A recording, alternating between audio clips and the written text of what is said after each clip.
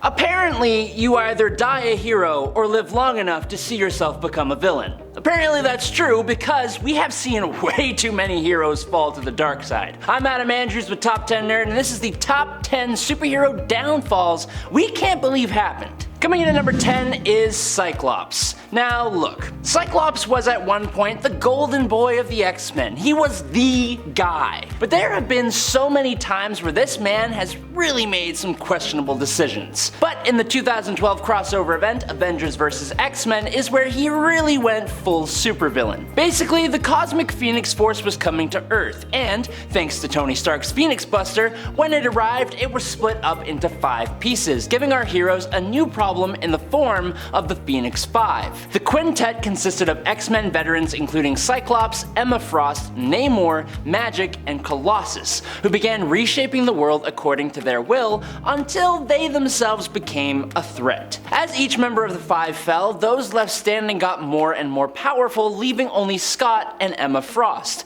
who were becoming more tyrannical by the minute. To stop the two of them, Professor X was recruited by Magneto, but the cosmic entity had consumed Scott and even basically made him betray Emma Frost to gain even more power for himself. After a mental battle between him and Xavier, Scott used his power to actually take the life of his father figure, mentor, and dear friend, becoming the Dark Phoenix until he was defeated by Hope Summers and Scarlet Witch. Number 9. Reed Richards. In the Ultimate Universe, Reed Richards was a brilliant scientist and leader of the Fantastic Four, as he is in the 616 continuity as well. But I do have to acknowledge something: this Reed does not stay a hero for very long. In fact, he becomes one of the greatest villains in the Marvel multiverse. When Magneto unleashed the ultimatum wave on New York, Reed's son passed away, and Sue Storm rejected his marriage proposal, he started to go a little bit bonkers. He blew up his family home along with his parents, and he faked his own de-lifing. He then planned attacks on some major buildings and Peter Parker's home, which is just rude,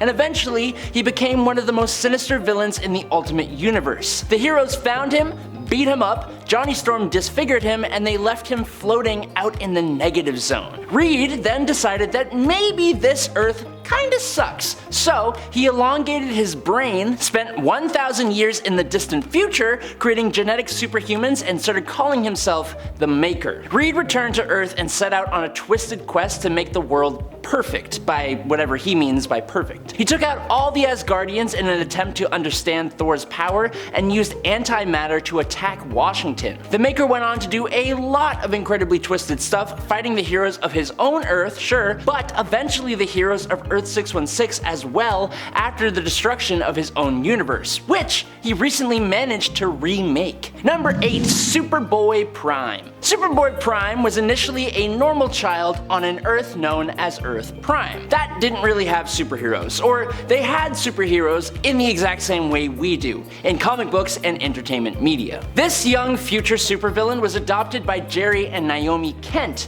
who named him Clark, which was both Naomi's maiden name and the fictional comic book character Superman in their world. Well, turns out that Clark really was Kal-El, teleported to Earth Prime before the Krypton of this universe was destroyed when its sun went supernova. Discovering his Kryptonian abilities thanks to the passing of Halley's Comet while coincidentally dressed as Superman at a Halloween party, this Superboy left his Prime Earth reality shortly afterwards. As it happens, the Earth 1 Superman just happened to be passing by and asked him to join other heroes in protecting reality itself from the Anti-Monitor during the Crisis on Infinite Earths. His reward, along with Alexander Luthor Jr. of Earth 3, was a chance to escape to a heavenly pocket dimension where he doesn't age. Unfortunately though, being able to watch the post-crisis Earth that was getting darker and darker without being able to be a part of it, losing his childhood, knowing he could never grow up to be Superman, his idol of Earth 2, and feeling like the heroes of post-crisis Earth were absolutely dog water, Superboy Prime became a pretty bitter guy. He escaped with Alexander Luthor and instigated the Infinite Crisis and was extremely extremely despicable. Number 7. Ozymandias. In the world of the Watchmen comics, one company seems to show up in almost every area of everyday life: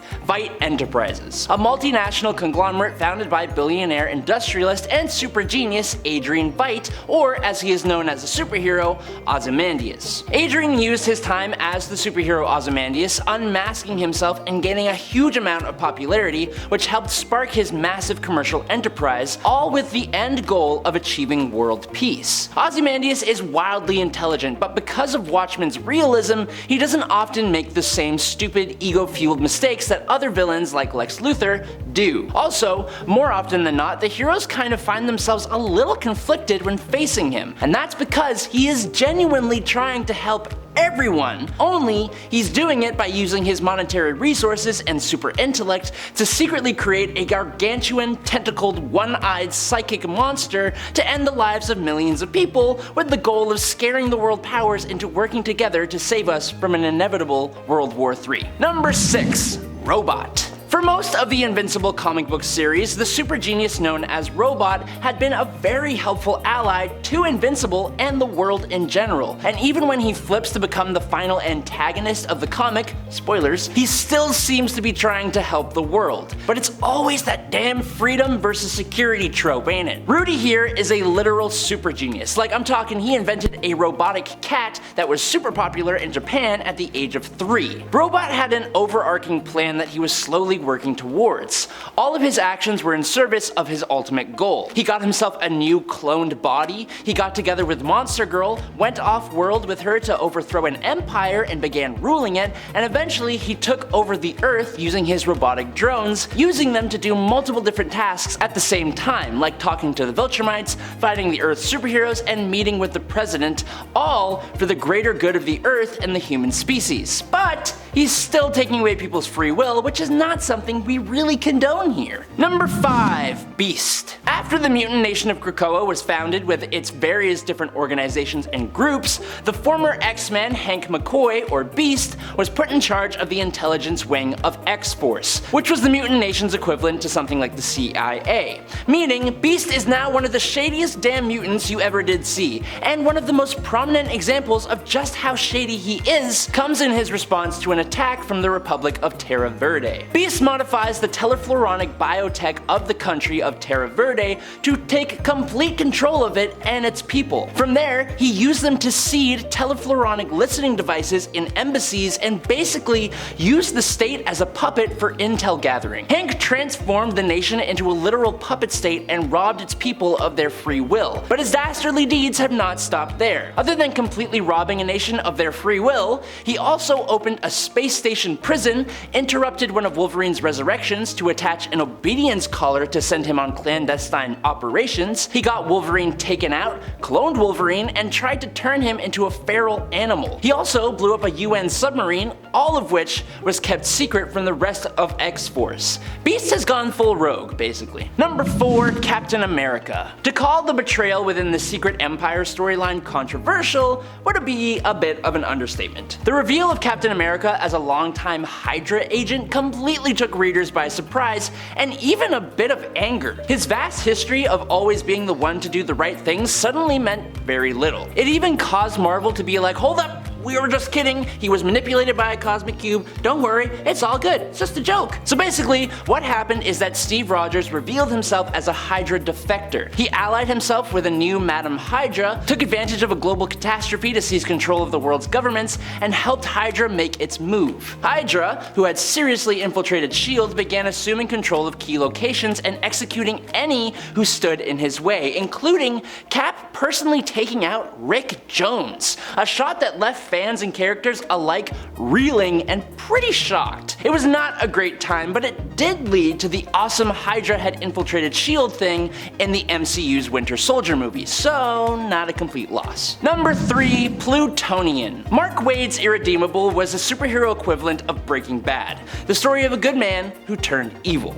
In this case, the man was Dan Hardigan, a superhero similar to Superman going by the name Plutonian. Now, unlike Superman, he came from a series of broken foster homes. As an adult, Plutonian confided his secret identity to his girlfriend, but she didn't react anything like anyone else would do. She was outright outraged that he'd tricked her and told the whole world who he really was in retaliation to that. Things went pretty downhill from there. Dan had an affair with one of his fellow superheroes who also happened to be married. Later, he was partially responsible for an accident involving an alien virus that took out hundreds of people. He compounded the problem though by trying to keep his part of the tragedy a secret, which his sidekick soon discovered. Once he was confronted with the truth though, Plutonian snapped, and he lobotomized his protege. He then destroyed Sky City, his version of Metropolis, and home to some 3.5 million people. Most of this though wasn't revealed until later on in Irredeemable's run,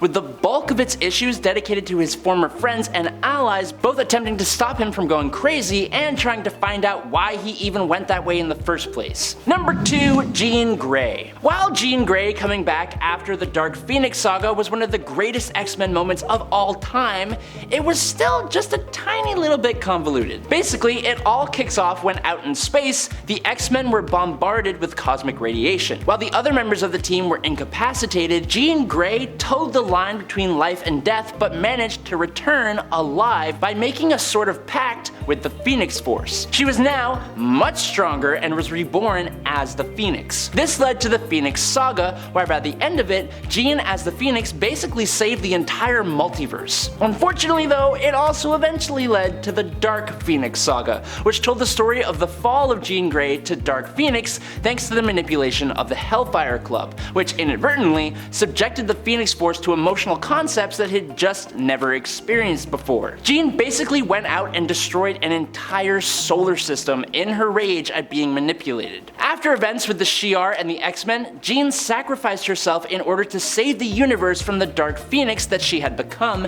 and she was completely atomized. It was incredibly sad, and the story itself was really good. But then, years later in Fantastic Four number 286, it was revealed that Jean Grey had somehow been alive this entire time, and the being that actually went through the Phoenix and Dark Phoenix sagas was actually just the Phoenix Force itself that took on Jean's form. Jean herself was instead placed in a cocoon in Jamaica Bay, which is where she was reborn into the Phoenix originally. This brought the fan favorite character back to life, sure, but devalued the whole Phoenix and Dark Phoenix sagas for fans and made people hate Jim Shooter, Marvel's editor-in-chief. And finally, in at number 1, it's Hal Jordan. There is a theme in comic books of characters who are possessed or mind-controlled to make them switch up their morals and ways of thinking to become villains. Hal Jordan's turn to the dark side is probably one of the most famous. Hal Jordan was possibly the greatest Green Lantern, at least according to the comics, but in the 90s,